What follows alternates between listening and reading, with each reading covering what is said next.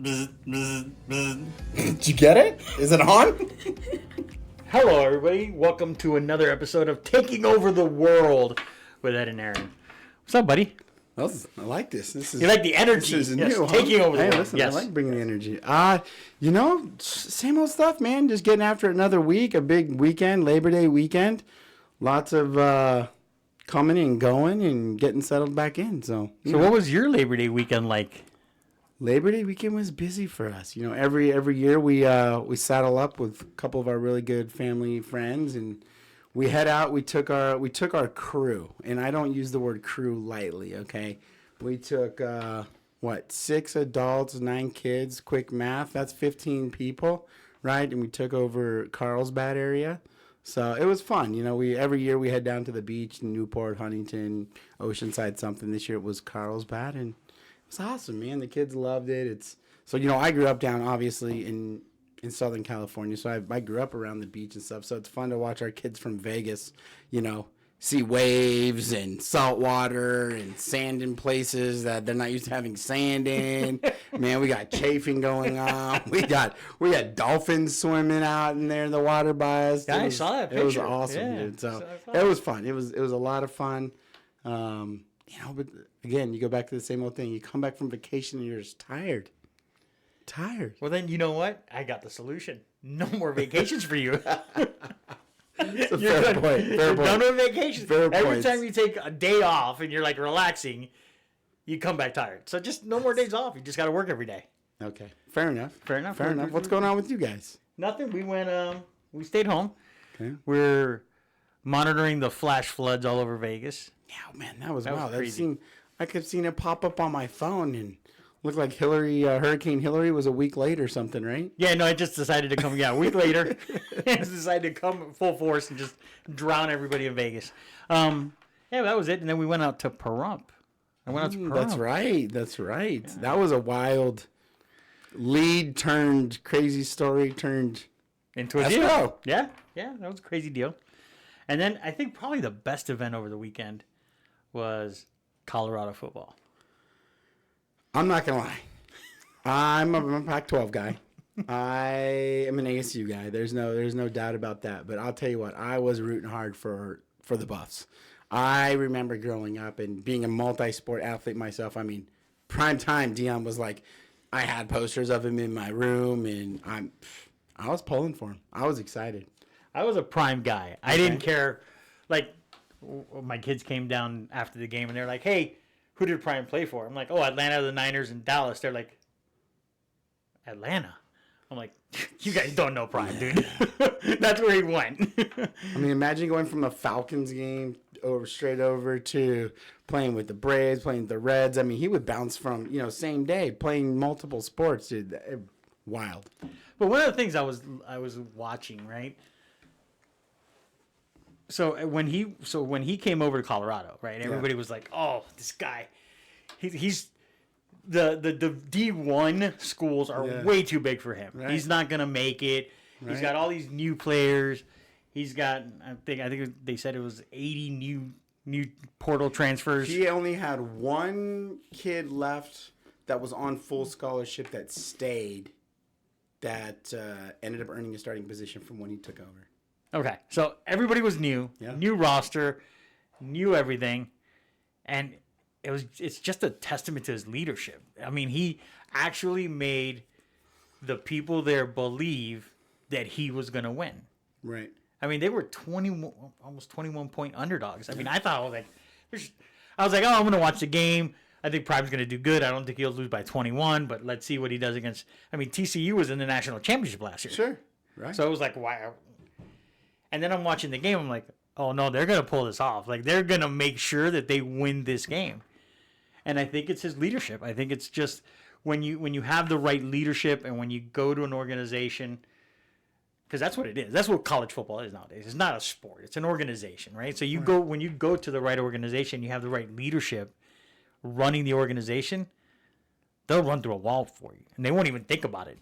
Well, I think you hit the nail right on the head. It's like, obviously he brought over some athletes, and he told them, I don't know if you remember that conference when he first came in, he's like, hey, I'm coming and I'm bringing my own luggage with me, and it's Louis Vuitton, baby, right? And so everyone, everyone's like, this is just Prime being Prime, but I think it comes into that believing in a culture, right? Like he changed the culture from day one, and he believed it, he walked it, he lived it, and I think the kids bought into it, and like you said, I mean, it can go into an office, it can go onto a real estate team, it can go onto any industry you really talk about. Is that if you have the right leadership in place, that it's easy to talk the talk, but when guys get out there and walk the walk, and like you said, like there was guys on that team ready to run through a wall, and he had them believing that they were capable of making that change and capable of operating at that level. And you take the deal like Pahrump, right? Like one, it came from an agent that I don't think when that agent first came to us, they believed in themselves or believed in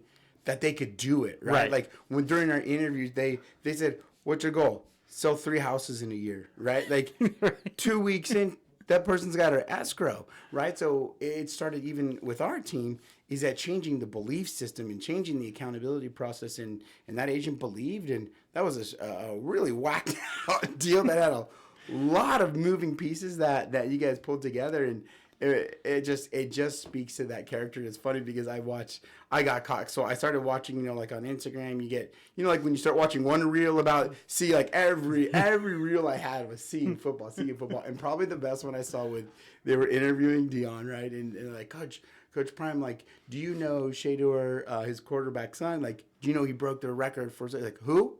Oh, that's Sanders, right? Sanders. Yeah, he's the kid that you guys said was only going to be a HCSB or whatever the college was, right? Right. Okay, so he broke the record, but he was the one that came here only because I was the coach. That's the kid, right? He only got the job because that same kid. And they're like, and then so he's like obviously just goading him, right? And so he's like, oh, I didn't say it. He's like, I took notes. I got him. I saved receipts. He's like, yeah, you saw that one. He goes, I got them receipts. He goes, I got them receipts. You know who you are. And I thought that was awesome. It's like, it's a little bit of, and you got to have that little bit of ego, but you got to know when to play it, right? Right. Like you got to know when to check your ego. But, like you also got to know when to puff your chest and make a move. And I thought that was one of my favorites, dude. That was awesome. Yeah, no, you got to, like, so he came into it, and no one, I think, doubted the swag, right? Nobody doubted, hey, Prime's coming down. It's Prime. We know who Prime is. Prime could make anything. Yeah, that's Prime. Right. But when he had the first press conference, I remember one of the things he said, he told the people there, hey, we're going to operate this way. Yep. If you're not comfortable, you just need to check the door. Like, just get out. And we're going to do this. Whoever wants to be here, I'm welcoming anybody who wants to stay. And if you don't want to do this my way, find the door. Work hard. And again, here you go. And so like, and you go and you put you put this news out there, right? Like obviously this isn't news, everybody's talking about it, but it's like, now you're going to get the naysayers because their schedule does turn into a gauntlet, right? Oh, it's going to be tough. I mean, I think they had the energy. They had this swag. They came out and, on the road. It's a big win, right? Right. And you potentially put 2 kids with Shador and Travis Hunter like on the Heisman watch, right? But like, now they got to roll through Oregon, SC, UCLA, like Nebraska, the black shirt defense. Well, if they can ever get that back, but it's like, so I think things are going to get tougher for them, but it'll be interesting to see, how they respond. And it kind of gets me to shift gears a little bit. It got me thinking about something I heard in finishing up one of my books was that you start talking about collaboration versus competition, right? And so what does that mean? So a lot of people will focus on who their competition is, right? They'll be so obsessed with Ed Orasi that they forget to be themselves. They'll be so obsessed with TCU and how to beat TCU, and I think Coach Prime did a perfect example. He said, look, we don't care who we play, right? He's like, our competition is us. And so as long as we go out there and we do us, like nobody's going to beat us. Or, we have the best chance to win. And it goes into like that keeping up with the Joneses, right? Like if Dave Ramsey's famous line, like, don't try to keep up with the Joneses. The Joneses are broke, right? And not all of them are, but like it's a good line. And I think that we focus so hard sometimes on being the best and being better than somebody. And like there's one like, yeah, I want to be the best, right? But we focus the wrong part of being the best. Like I want to be better than Ed so bad that I lose my focus, I lose my way. And that's where collaboration comes in. It's like, okay, well, wait a minute. Like if there's an opportunity for me to work with Ed, and if Ed's trying to beat me, I'm trying to beat Ed, what happens if we work together? Right? You go right into the topic and the title of this to the podcast, right? You can take over the world. You can. Right? Like you got can. two individual people just so focused on bam, bam, bam, trying to beat each other. And I'm not saying that's us by any means, but I think we've had a collaboration from the beginning, and we saw that value there. Right. And it comes into adding value. And like, what gets you farther? You know, that value you can add to your clients, your lives, your families by collaborating versus always going out there and trying to compete and compare yourself to other people. Right. So I think it's both, right? So I think there has to be some level of competition. Sure. Because everybody has it, right? Right. Not everybody, but a lot of us have competition. But collaboration, I mean, you have to understand you don't succeed alone. Right. Like there's nobody that succeeds alone.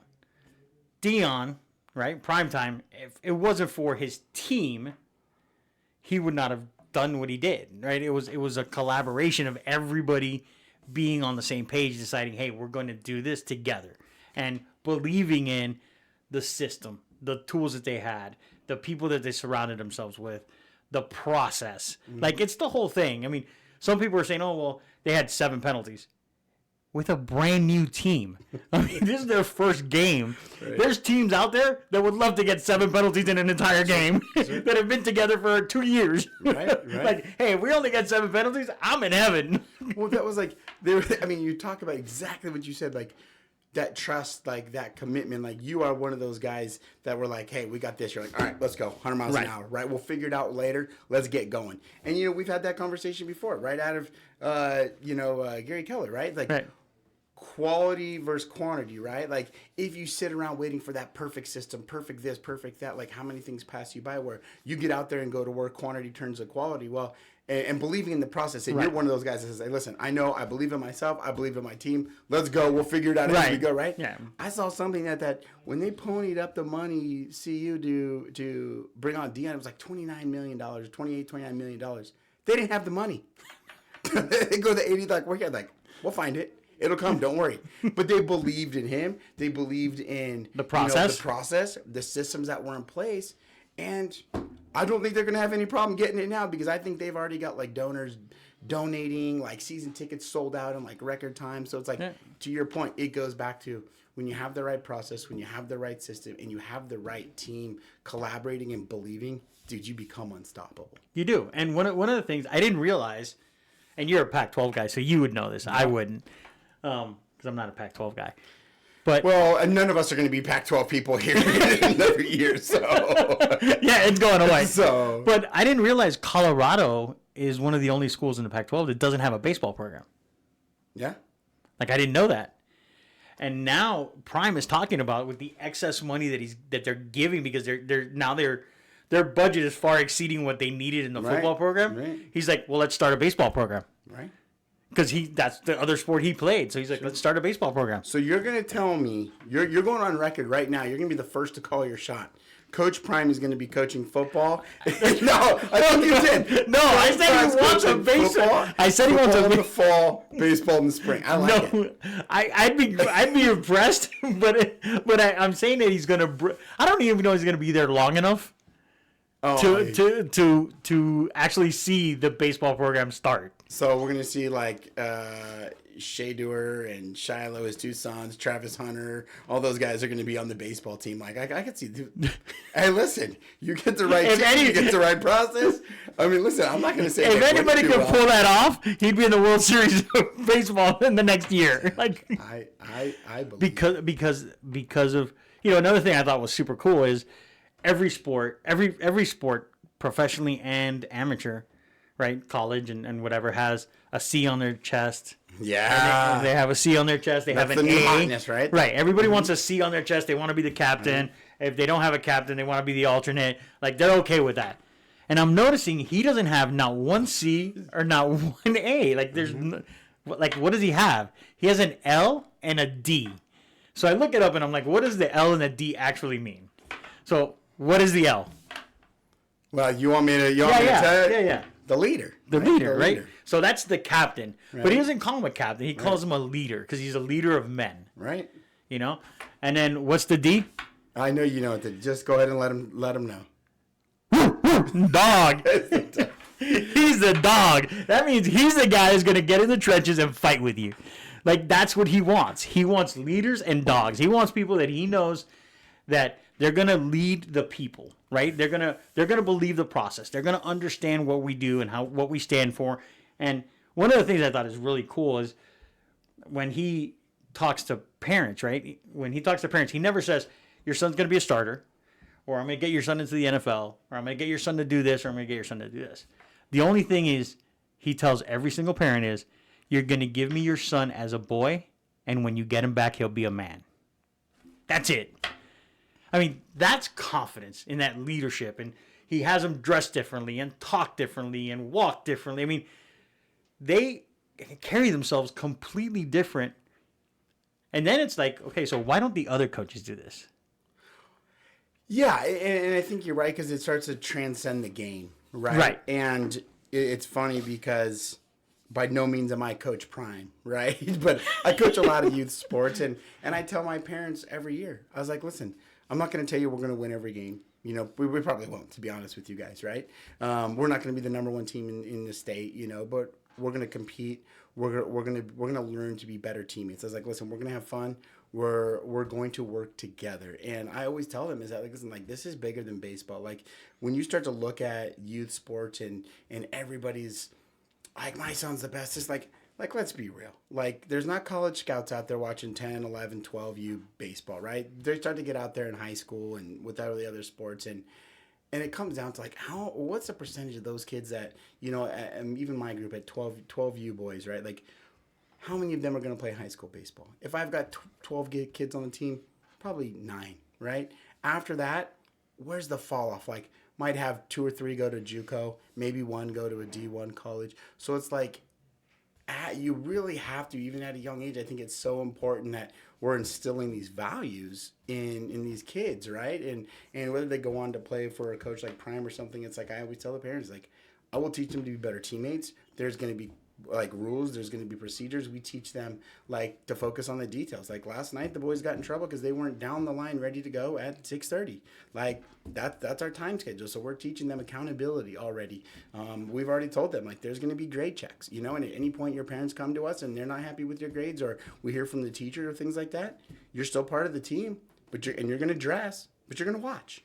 And that if you're our best player or you think you're our best player and we lose all 4 games, I'll tell you what, there's not going to be one parent that's going to second guess that decision because you do have to, you know, you have to find that balance between taking the next level in life and playing sports. Cause you even take CU, like, I don't know how big a college football roster is these days. Maybe it's 60 people, 70 people. No, it's like 90. 90, 30, 90, right? Like, not all scholarship players, but there's 90. So how many go on to the NFL out of CU? Maybe 10 of those 90. There's 7 rounds of 32. Yeah.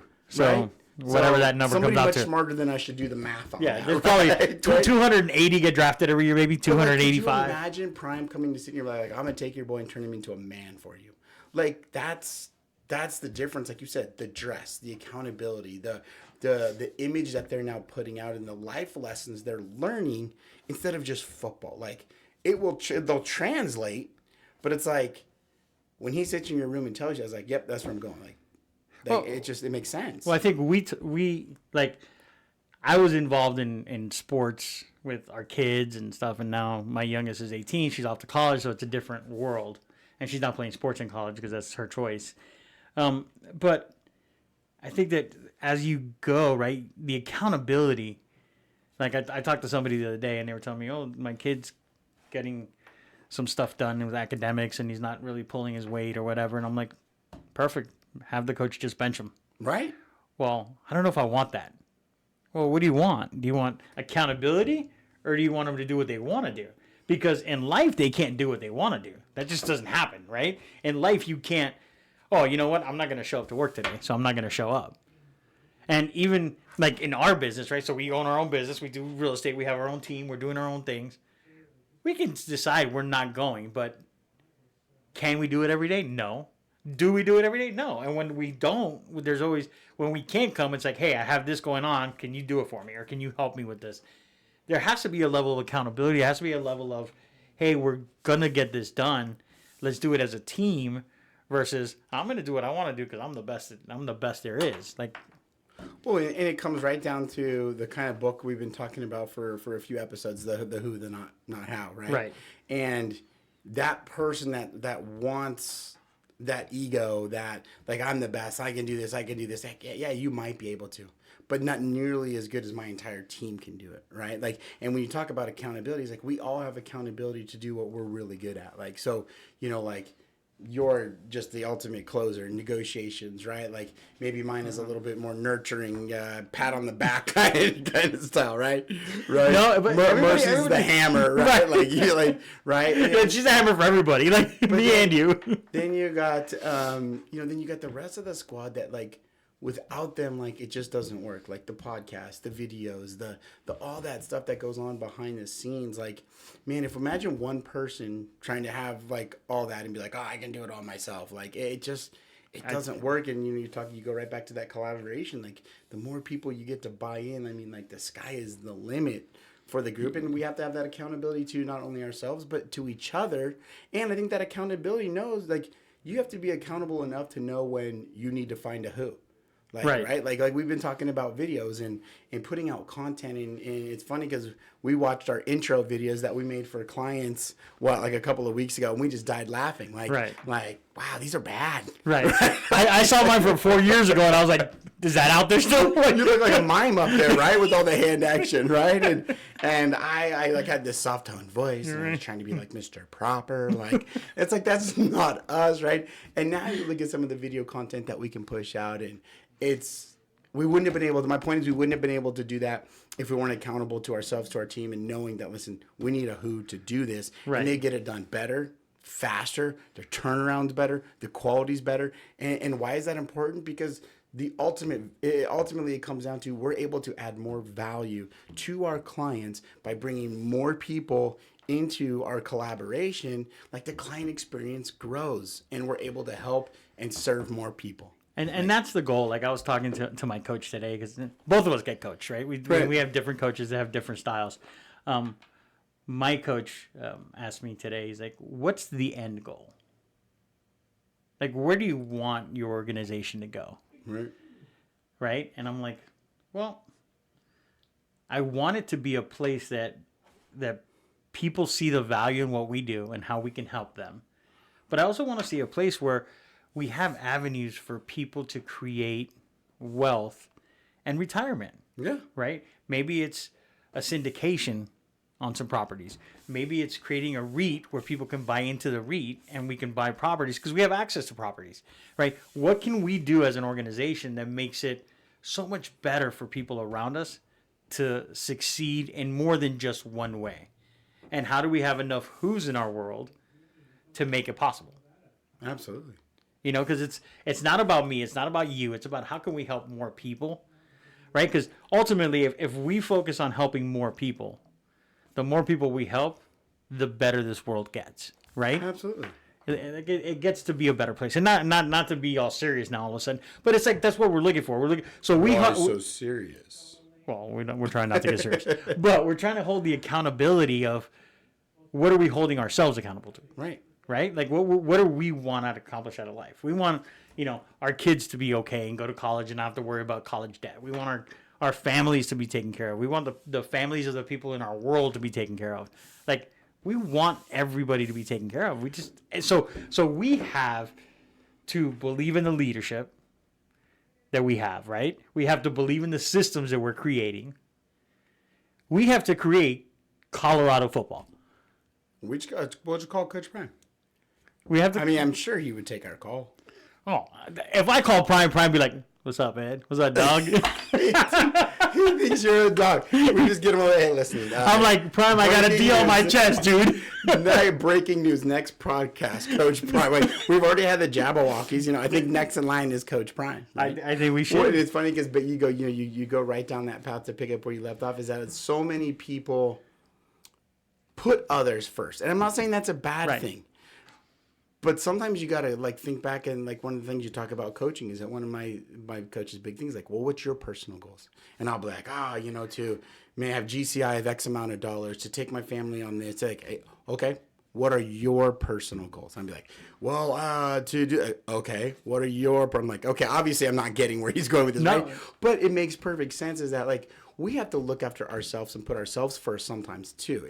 And probably majority of the time. And I know that sounds egotistical, but it's like, if I put myself first, what does that mean? That means I'm a happier person, right? That could be my health. That doesn't mean like I'm putting myself first to be like, oh, I'm going to buy a G5 and fly around the country. Or like, right? It's like, that's how we get Coach Prime. That's how we get Coach That's how we get Coach Prime money, right? we send him the G5 and he comes over. Right, but it's like doing the things that make me happy, like the podcast, the video content, helping clients, like my health, like being comfortable with me and knowing that I have personal goals. I think that frees us up then to continue to have that trickle down effect to help other people. Because if you don't help yourself first and you're constantly putting yourself second, third, or fourth, sooner or later that becomes a heavy weight to carry, right? Just like, wow, everybody else around me is happy, but am I happy?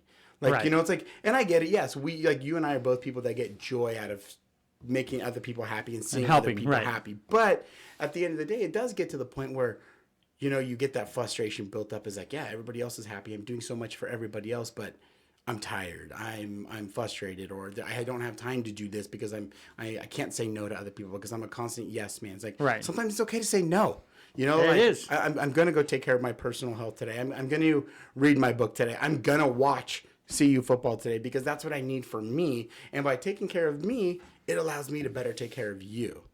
Like, isn't it a wild theory? Like, yeah, some people it just is don't want to subscribe to that. But it is really important. So before we go, you have homework before the next podcast. I will call Coach Prime. Okay, I'm glad you understood the homework because you are the Pac-12 guy. We'll see if we can get Mr. Pac-12. He could be the last Pac-12 Coach of the Year. I think we just fly to Colorado and interview him there. I mean, I've heard of worse ideas. I know. Just walk on campus, be like, Prime, we're here. Okay, this is Ed and Aaron. We're taking over the world. Quick question for you, Prime. Do you ever want your staff for us? And can we be leaders and dogs? Can you please not get me kicked off the campus? All right, buddy. We'll talk next week. Hopefully, it's a better week than this weekend, and you're not as tired and ready. You're ready to go. I'm gonna channel my inner dog, courtesy of Coach Prime this week. There you go. Channel that.